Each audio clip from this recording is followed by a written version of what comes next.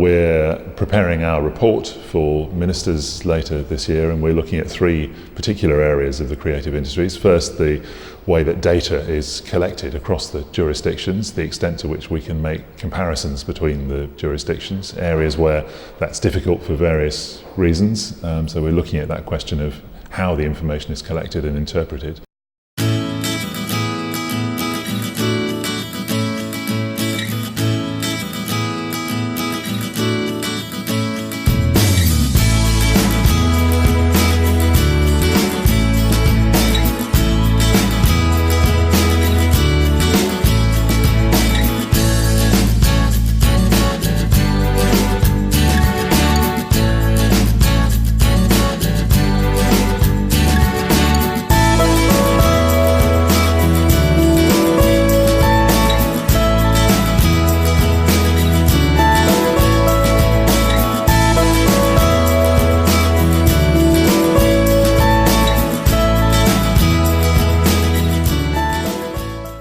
We're also looking at the issue of skills and how we can make sure that the skills which are passed on to young people are aligned with the needs of industry. So we've been looking at various schemes in terms of apprenticeships, work placements, partnerships, which try to make sure that the skills which are acquired are the ones which are most relevant to people offering employment opportunities. For the apprenticeship, I moved out of my house, which is in the north of Scotland, down to the big city that is Glasgow at the age of 17.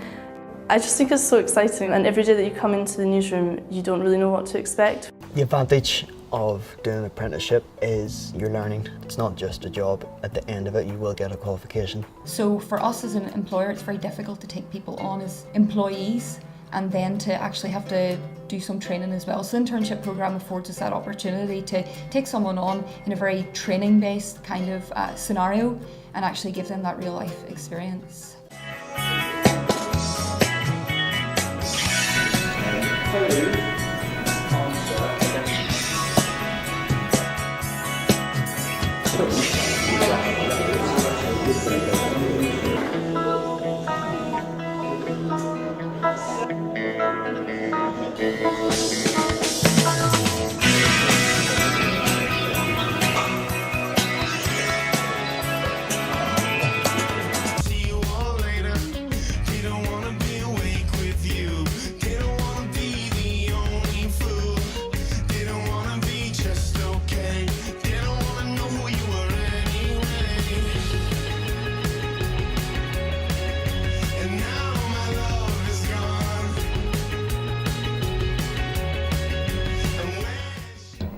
And the third area, which is another interesting one, I think, is the relationship between the grassroots and the creative industry. So how a thriving creative industries sector feeds the new generation of professionals in the creative industries, and whether there is a mismatch sometimes between policies in relation to grassroots and also professionals.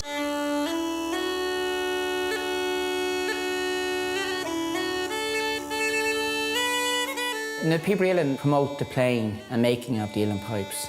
We've members all around the world. So you all have that. Will we try that together?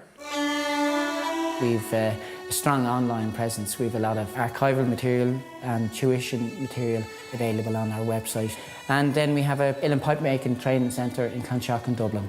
Music does, contribute hugely to the exchequer nationally in the UK level. We got the talent, we're beginning to get the business acumen, and that talent and that business acumen isn't leaving the country anymore. It's staying here, it's feasible for it to develop here and to be based here and to contribute to the economy. I started my business about 15 months ago doing commission design work on cloth, and I also used to produce work and sell it to clients. So I used to produce images at my home over here, but then I would sell them to clients in Korea.